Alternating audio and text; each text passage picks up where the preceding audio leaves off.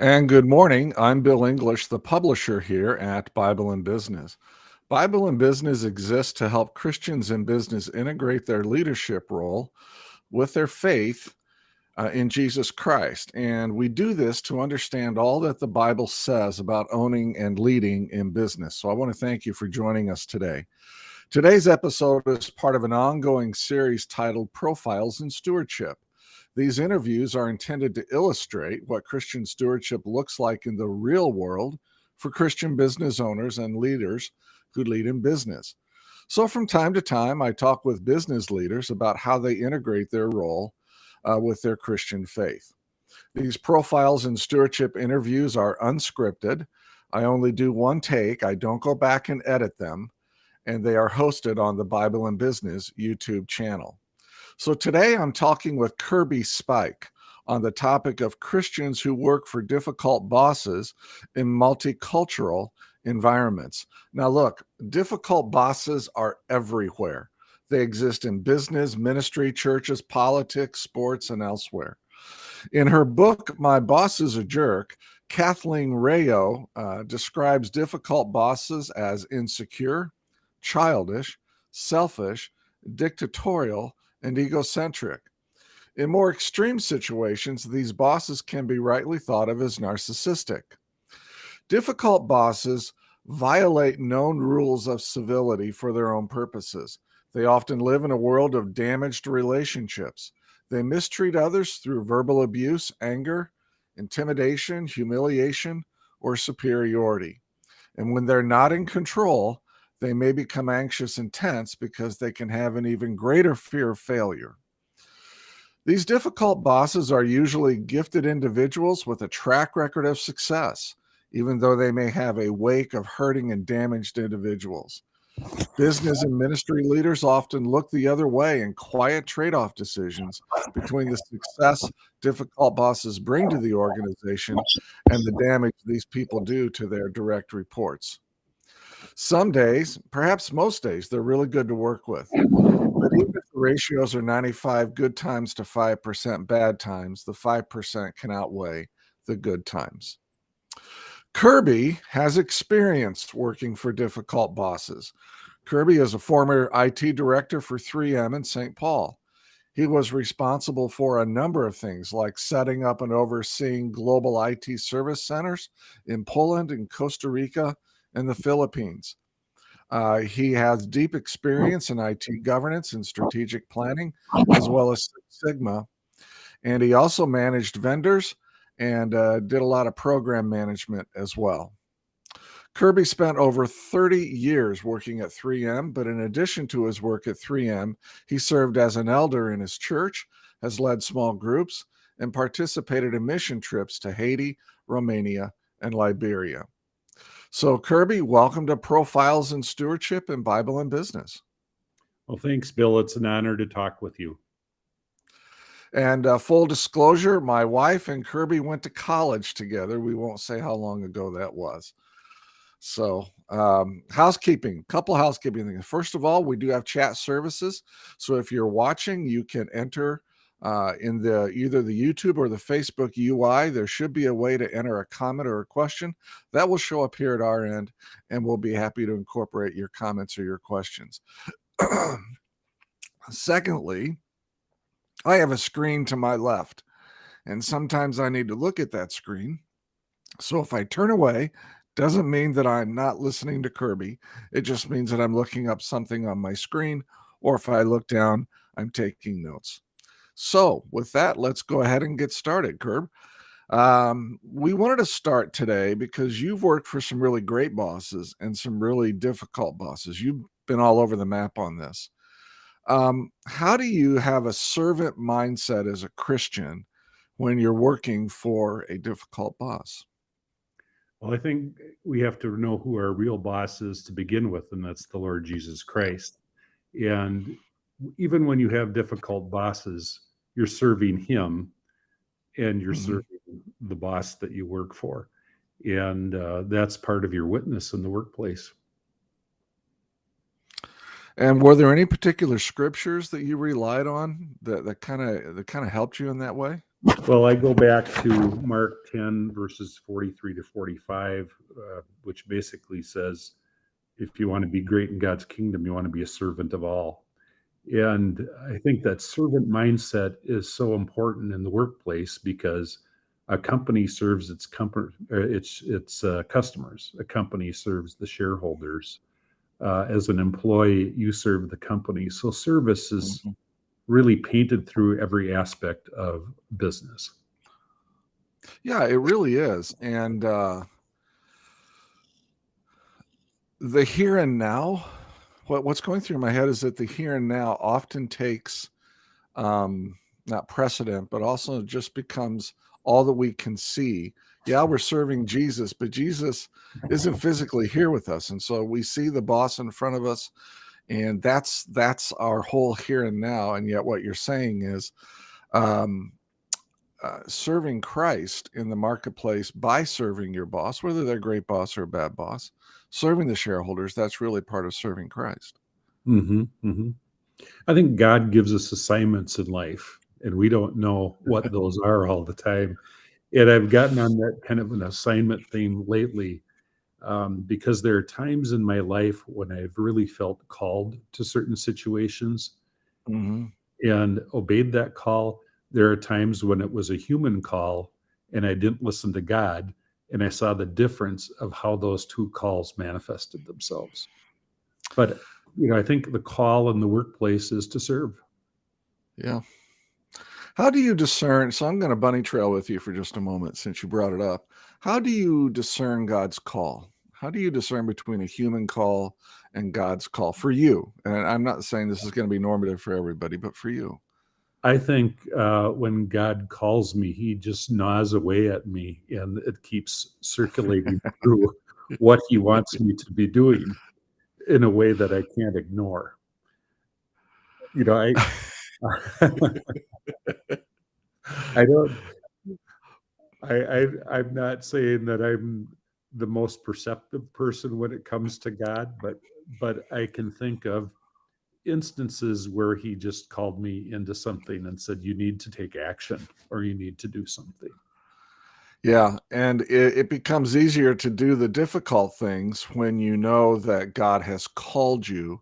If you're doing it out of your own effort, it becomes a lot more difficult to do those things. Did I say that right? It Yeah, becomes yeah, less difficult yeah, if God has called you, more difficult if yeah, you're doing it out of yourself. yeah. And the other thing I would say, I always say I'm in the fourth quarter of life now. If you think of it as a Right. game, um, it's easier to do that the older you get because of all the experiences you've accumulated along the way. I think you're more. Yeah. I think you develop a great perceptiveness, and also I would say your willingness to confront difficult situations gets easier because the situation isn't going to go away unless you take action. That's interesting. Easier to confront the older we get. Huh. I think some of that too is you don't have as much time left, so if you don't deal with it you might run out of time. Or it might run you out of It time. could be, yeah. So difficult bosses. You sent me a list about. I'm not going to read them because that would probably be a little bit much. But the way that I describe difficult bosses after reading the matrix that you sent me of all the kinds of bosses you've worked for, I feel like my description is too narrow. Sometimes the difficulty in the boss is that they're immature and they can't make decisions, Yeah. or the difficulty in the boss is that there are cultural differences or something like that. Can you speak to that a little bit? Yeah, I think, obviously I started out of college and my first boss was like a supervisor early in their career. And at the end, I was working for executive VPs who reported to the CIO or CEO. And, early on, you might be working for somebody that you'll be their boss someday. And you have Yeah. to recognize that they aren't equipped the same way as a fully mature supervisor or whatever. But as you go on and work for the senior executives, they have a different burden they carry. And I think always with a boss, you have to put yourself in their shoes and say, what are they up against? What are their problems? Because as a direct report, I'm here to do a job and to make my boss's life easier. Mm-hmm. And I've seen cases where people go and ask their boss what to do all the time. And if you have to ask your boss what to do, you're probably not the right person for the job, because you as an individual are the expert, and you need to carry that forward and keep them informed. So there's a distinction there where I've seen people stumble working for different types of bosses who expect leadership out of their direct reports. Yeah, I think there's a difference. For lack of a better term, I define the difference between a leader and a manager. The manager can point out what's wrong with a situation, but they can't come up with solutions. Leaders can. Leaders come up with solutions. Yep. So I'm curious. So now I want to kind of rummage around in this and I know this isn't on our list of questions, but that's Sure. because I'm creative this way. So I want to go both sides of this. What was it about? What were some of the characteristics of bosses that you had that were really great bosses? Sure. You had some great ones, and then I want to do the other side of direct reports. But let's start with that. What were some things in the really good bosses that you had? What were some of their characteristics? I think they had an incredible ability to listen and understand. This one I think of in particular, you left the meetings with her feeling better than when you came in. They filled you with energy and excitement, and they understood the challenges. They challenged you back in a motivating way. So I think motivating, listening, thinking strategic, focused on making things work. Those were some of the characteristics I would say are important, were indicative of that particular person. Yeah, and so if you're a Christian leading in business, or if you're a Christian business owner, you need to hear some of what Kirby just said, because we need to be people who listen, be quick to hear, slow to speak, right? Quick to hear, slow to speak. That's that passage from James, and slow to anger, and then challenge in a motivating way. I have a phrase that I have picked up in the last year, Kirby, and I'm now using it quite a bit, and it's be tough on the issues and soft on people, so that you can draw the people in and help them become part of the solution. But if we just pound on people and blame, we're not going to get anywhere. So challenging in a motivating way, listening and understanding, helping them feel better, leaving them when they came in. All those things in my mind are kind of the soft on people, but we got to be really tough on the process, really tough on the issue. And let's come together to fix this problem that we have sitting in front of us. Mm-hmm. So the other side of that coin then is direct reports. Describe what went on inside of you when a direct report took time to understand how you were being measured, and took some time to help you accomplish your goals. Sure. Yeah, those are, well, I think of different people that worked for me, and you learn about bosses and you learn about direct reports equally in different ways. You learn from good bosses and bad bosses how to treat your people. Sure. And then the people that work for you, you know better how to hire the ones that are going to make a difference. My strategy in hiring people is always to find people that are better than me at what they do, at what I do. Right. Yes, I have some technical skills. Yes, I have some management skills, but I am nothing without a good team. And so I really put the effort into assembling the team that could be successful, and sometimes helping those people to the next step. I looked at people that work for me, and their development is my job is to open doors, but I can't make them go through the doors of opportunity, but I can make sure they're presented. So, encouraging them, them taking initiative, I thought was one of the things I valued most, because if they can solve the problem, it's something I don't worry about then. And then I can go on to other things and manage those. So I think that taking initiative, owning the problems or the challenges they have, coming to me for advice or support, but not to solve the problem. I can solve the problem, but if I dive in and solve that problem, I can't do these other things over here. Even on that list of things that you talked about that I was responsible for in my last job, I didn't do all those things. That was within my domain of what I managed, but I wasn't the expert on acquisitions and divestitures and vendor management and strategic planning and all of those things. I had people that did that, but my job was to support and lead them through that, but give them, the opportunity to really grow in those roles and help them succeed.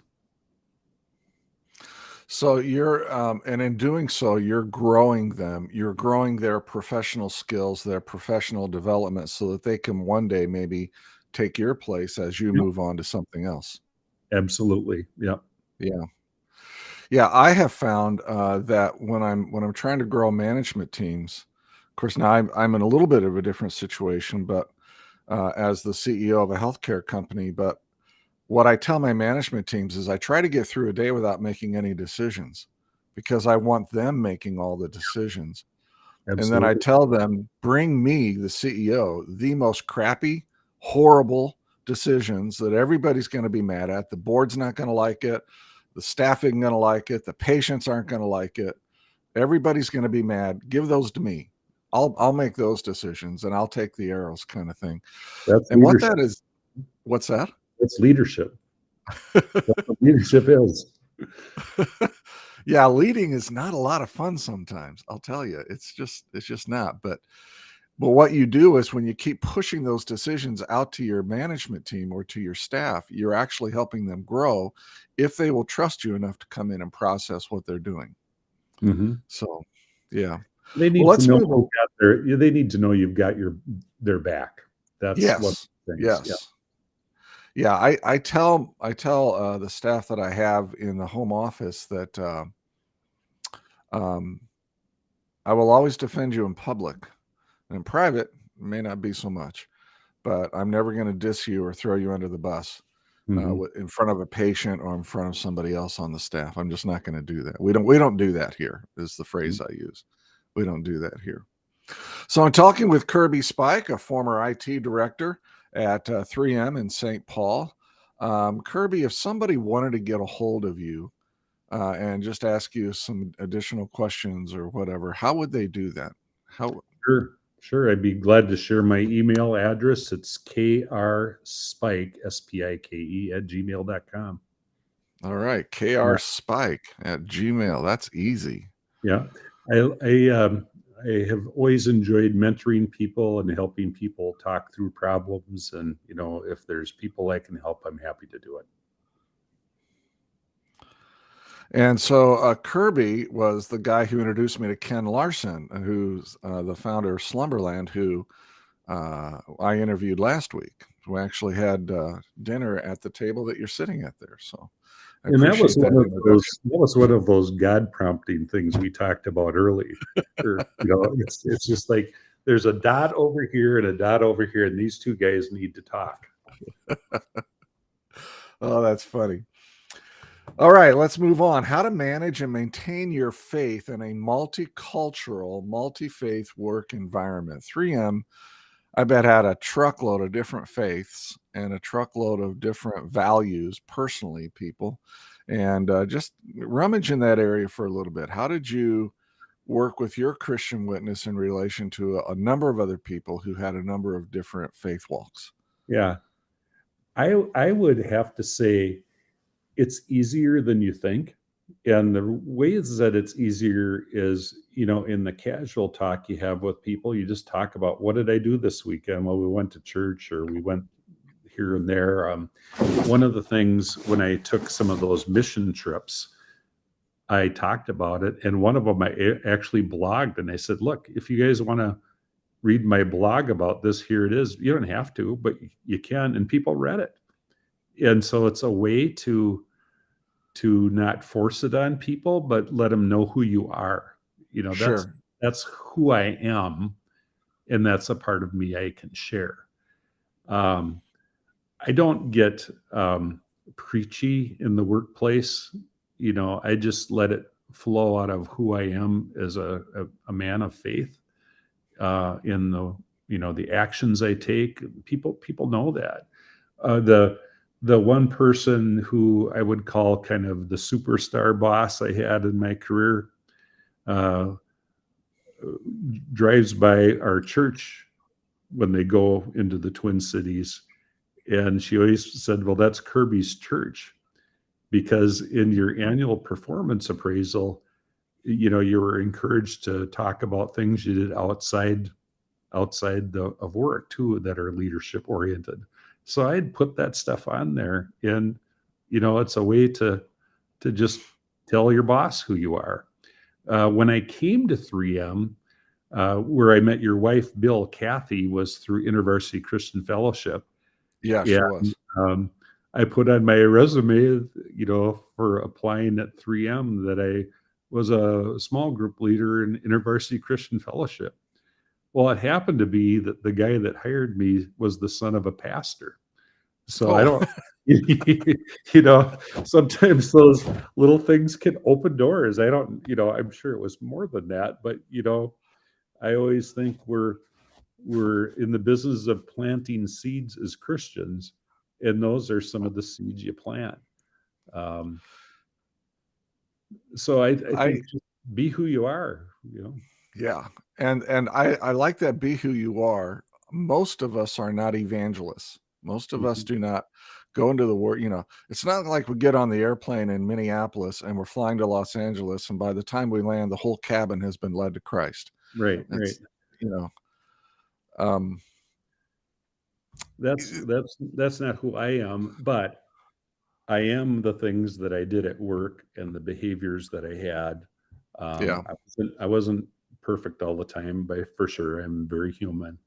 But the fact that people could see some of those things is my way of planting seeds. And did you ever find that people of other faith tried to share their faith with you in a evangelistic or conversion way? No. In fact, it was kind of interesting, because I thought it was ironic where the Hindu guy from India is wishing me Merry Christmas at a time at workplace where you weren't supposed to say Merry Christmas. You're supposed to say Happy Holidays. It says Merry Christmas. I thought that was kind of cool. I had a Jehovah's Witness work for me, different things. And you tiptoe around things, I suppose, a little bit, but I never found it to really be a huge issue or problem. Yeah. And I've always been cognizant in the workplace of the power imbalance inherent in the employer-employee, manager, direct report relationship. And so I am hesitant to share my faith in the company that I lead, precisely because I think other than maybe one, maybe two people who would have the backbone to tell me to be quiet, everybody else would sit there and politely nod, and they would just put up with it. And then they would go on and think, why is he talking about this? And so I'm able to use my God talk in a natural way like you did. I don't let that go. But in terms of trying to share the gospel with other people, I don't think it's shared well when there's a power imbalance in the relationship at work. Yeah. It's something you really have to be careful with, I think. I think so too. So we're talking with Kirby Spike, a former IT director at 3M in St. Paul. You can get a hold of Kirby at rspike, S-P-I-K-E, at gmail.com. Also want you to know that we have some both YouTube and Facebook watchers right now, people who are watching. You can use the chat services in either of those user interfaces if you want to ask a question or make a comment. That will show up here at this end, and we can incorporate what you are thinking or wanting to ask. We can do that live here while we're doing it. So professional development, you had to live overseas for a few years. So rummage around in the area of how Christians, A, how they professionally develop, and B, why professional development is important for Christians, and just share with us some of your experiences there. Well, first of all, I had the opportunity to work overseas. I didn't have to do it. Oh, really? I thought at 3M, in order to get above a certain level on the corporate ladder, you had to have a few years overseas somewhere. It helps. It helps. But you have a certain amount of choice.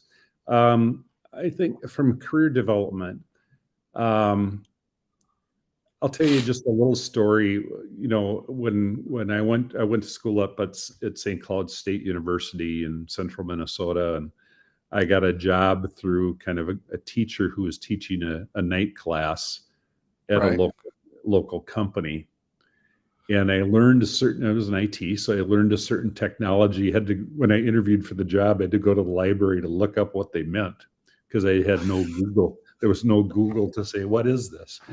So I get the job. I worked there almost 2 years. And then my wife and I graduated at the same time. And we decided, let's move to the Twin Cities because there's more job opportunities. So I ended up getting a job at 3M at that time.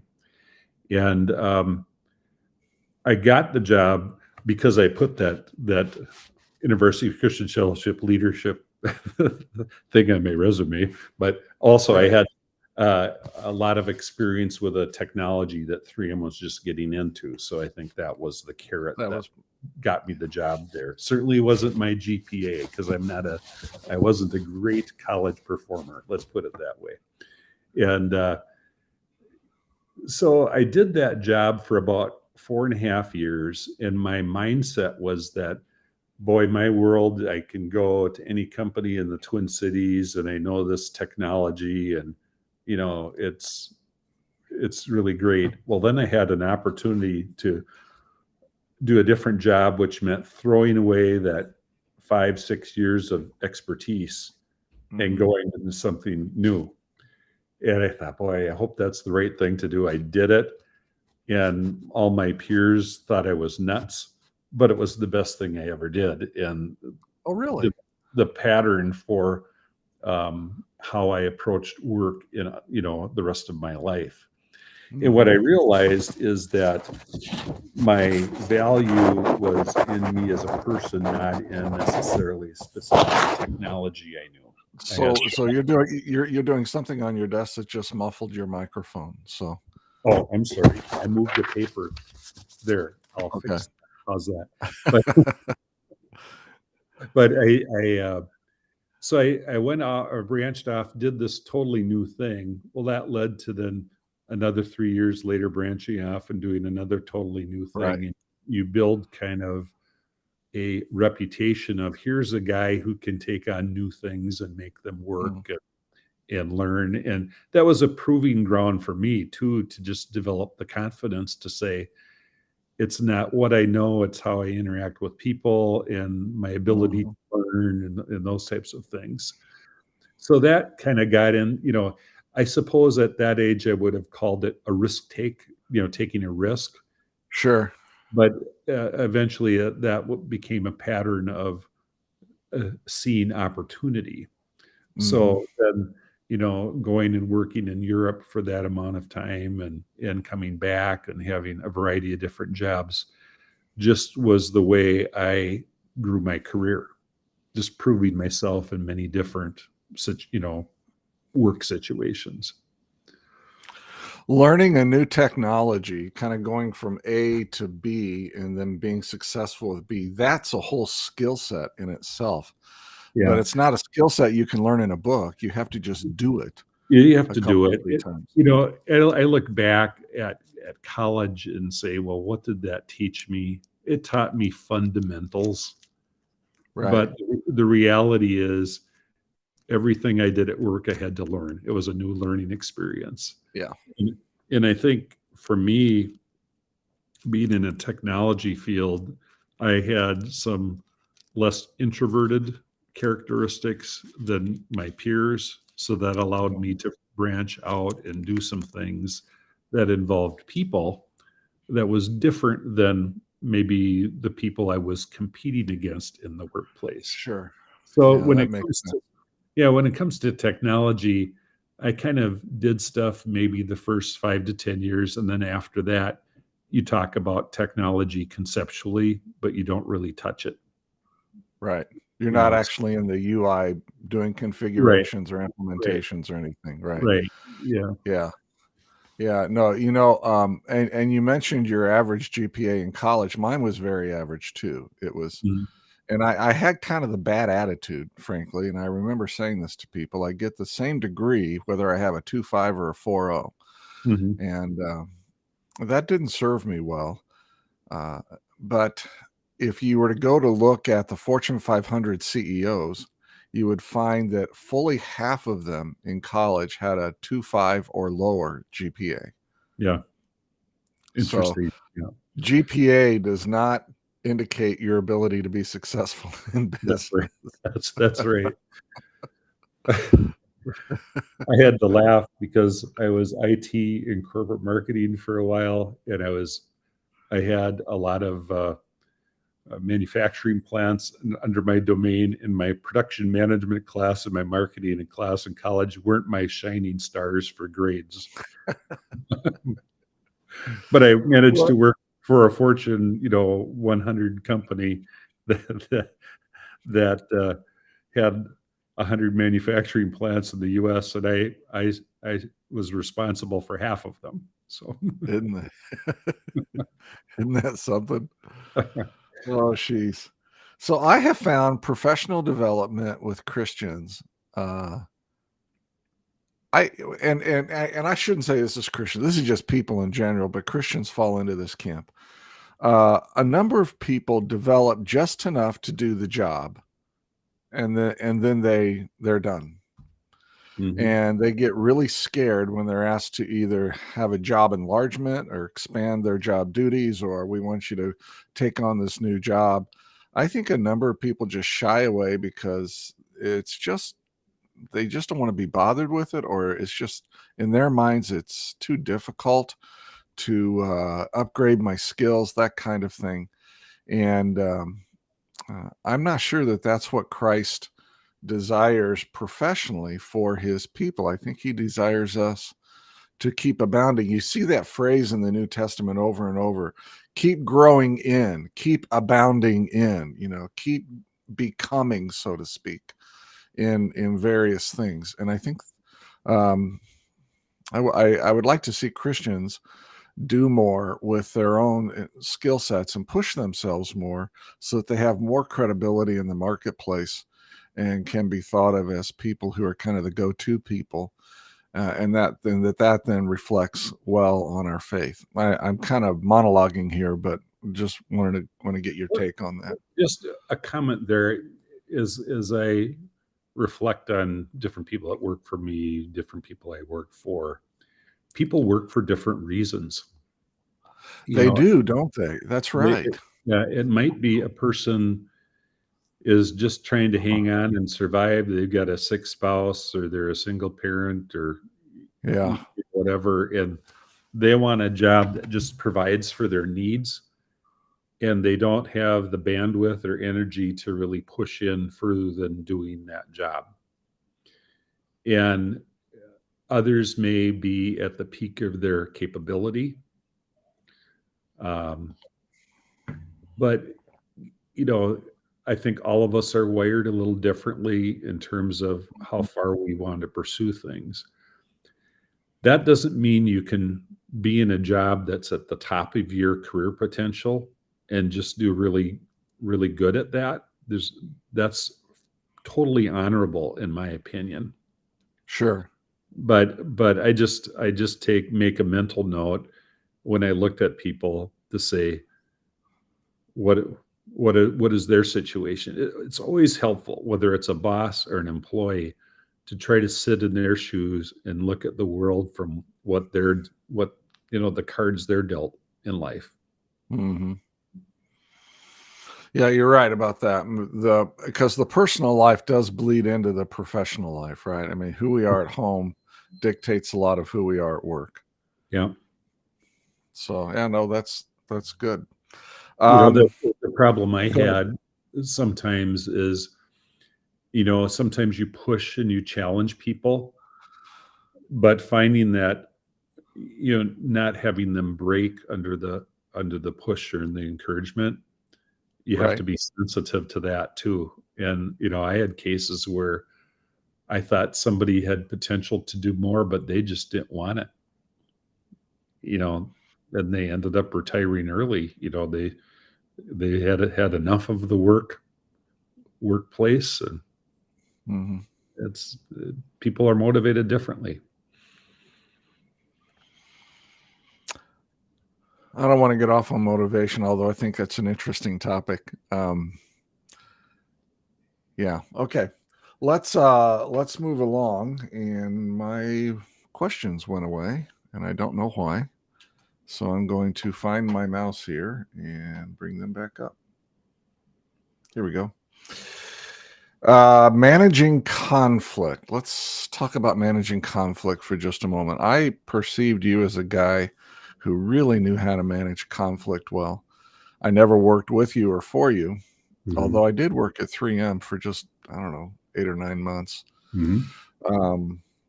But managing conflict, how do you do that well in the marketplace? Well, you don't always do it well. Sometimes you screw it up. But Yeah. I think talking, not avoiding it, is the most important thing. Sometimes you have to have the conflict to work out the problem that's occurring. And if you ignore the conflict, it tends to fester and develop into something worse. So that's where I mentioned earlier, I think the older I got, I was more willing to confront issues. And sometimes those were issues of conflict. And it's hard, but it's better to address them than to let them sit. That was always kind of my opinion. Get past them. So if you have a conflict with a difficult boss, how do you approach a boss, and especially one that's, that when you bring it up, it's going to be volatile. It's not going to be pleasant, and it is easier just to avoid it. Yeah. Much easier. Sure. So, for example, I'm going to talk very frankly here. Here's a situation. I thought my boss had a really dumb idea. This is me. This is a dumb idea.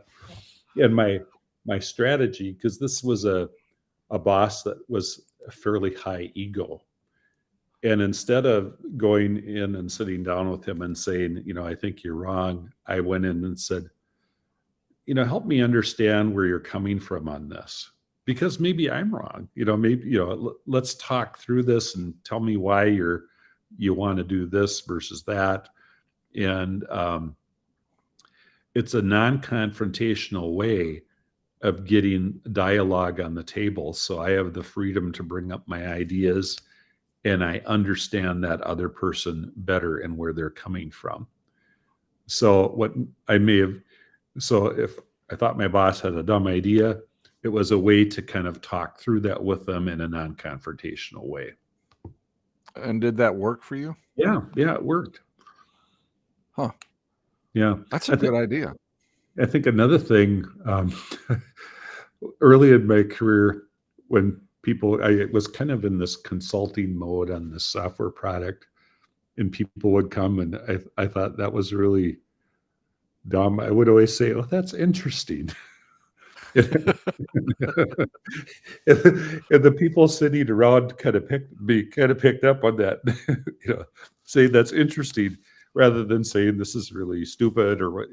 There's just different ways to approach things to respect the other person and to still get to the bottom of the problem. Yeah. Two good approaches. Help me understand if you want to approach somebody about an idea that you don't agree with or a situation. And the other one is when they bring up something that you don't agree with, well, help me understand, or that's interesting. Kind of the same And thing. it still helped me understand, right? Yeah, it's all about listening.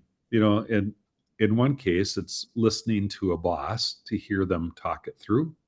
Another case, it's listening to somebody you're helping or a direct report and letting them talk it through. But those strategies worked for me. That was helpful. Okay. Yeah. No, that's good. So you're retired now from 3M, but you're still busy. Tell us what you're doing these days, and what are you doing to further the kingdom?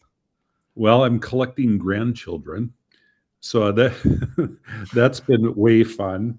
The oldest two are turning 7, and the sixth one is in the hopper right now, due out in July. So that has been, I think, one of the gifts of life. It's I want to say, I don't know if it's more fun than having your own kids, but it's a lot of fun. Let's put it that way. And you spend time, and they're old enough. Julie and I like to do some RVing, so we've taken the oldest one on a little trip, and that's quite fun. We're doing a fair amount of travel. I think the other thing I've been able to do is just go deeper in my faith in Bible study, because I don't have the boundaries of time that are so severe. Sure. The last job I had, at 3M, you're working in a global environment. I'd have a call at 7 in the morning and at 9 at night, and I'd be at work during the day. And it got to be, fitting other things in. And, we didn't have kids at home, so it was easier to do at that time.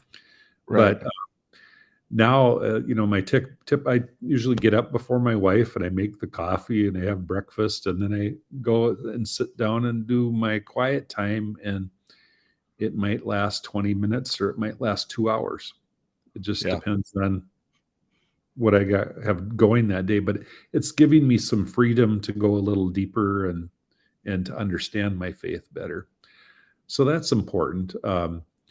I'm doing some typical retiree things too. Like I like to golf. So I just got back from a golf trip in Florida with 3 other guys, and that's fun. And we're leaving again on Tuesday for another trip. So I don't.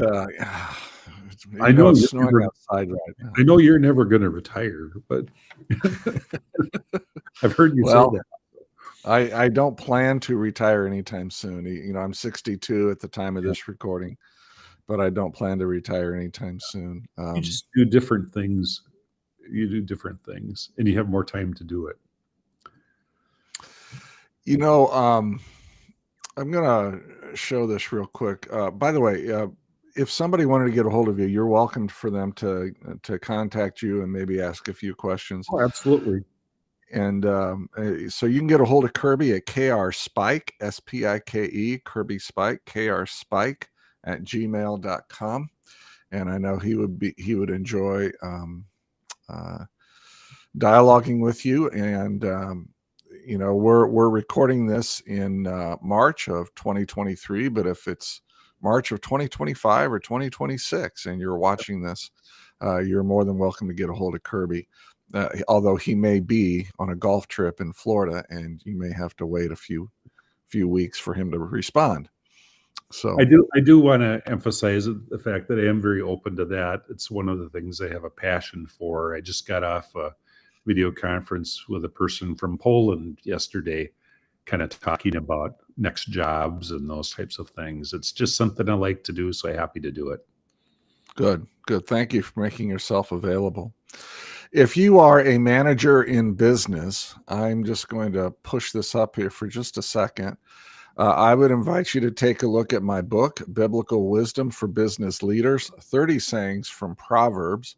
And if you're a business owner, I would encourage you to pick up my book, A Christian Theology of Business Ownership, an introduction for Christian entrepreneurs on what the Bible says about owning a business. And so both of those you can get at Amazon or at really most online retailers. And you can also learn more about them at my site, Bible and Business. So, Kirby, I just want to thank you for joining me today. It's been a real pleasure to talk with you. And do you have any last thoughts for those who will be watching this? I think in the workplace, whether it's working with your boss or working with peers or other employees, be yourself. Let your faith show it through in the way that's right for you, and know that God has something special in mind. That's excellent. Excellent advice. Well, thank you for joining us today. I am Bill English, the publisher here at Bible and Business. We will be doing another profile in stewardship, I think in about 3 weeks. In that one, we're going to work with Rob Murphy out of Huntsville, Alabama, and his wife. He owns a staffing agency in Huntsville, Alabama.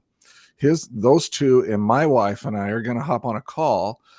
And because we're both business owners and both entrepreneurs, we're going to talk about how God has provided miraculously for us during really difficult times when the businesses weren't doing so well, how God provided financially. And we're just going to share testimonies and stories. And instead of it being an interview style, it's going to be more of a back and forth telling stories and really encouraging everyone on God's sovereignty and provision for his people. So until we meet again, thank you for joining us. Be sure to head out to bibleandbusiness.com and take a look at all the podcasts or look at all the blogs and listen to all the podcasts and other resources that I have for both business owners and business leaders. So until we see each other again, I hope you go out and make it a great day. Take care.